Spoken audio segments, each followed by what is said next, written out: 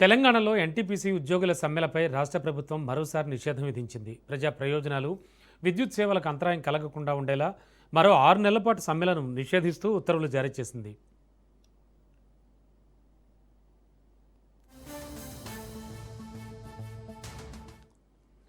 Telangana essential services maintenance చట్టం కింద June 14, 2026 నుంచి మరో 6 నెలల పాటు ఎన్టీపీసీ తెలంగాణ యూనిట్లలో సమ్మెలకు అనుమతి లేదని ప్రభుత్వం స్పష్టం చేసింది.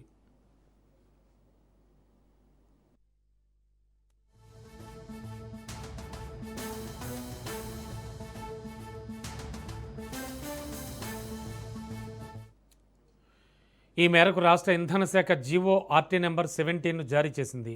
ఉత్తర్వులను గెజిట్లో ప్రచురించాలని అధికారులను ఆదేశించారు. తదుపరి చర్యల బాధ్యతను ఎన్టీపీసీ అదనపు జనరల్ మేనేజర్ హెచ్ఆర్కు అప్పగించింది. గవర్నర్ పేరుతో ప్రత్యేక ప్రధాన కార్యదర్శి నవీన్ మిట్టల్ ఈ ఉత్తర్వులు జారీ చేశారు. రాష్ట్రంలో విద్యుత్ సరఫరాకు ఎలాంటి అంతరాయం కలగకుండా అవసరమైన చర్యలు తీసుకుంటున్నామని ప్రభుత్వం పేర్కొంది.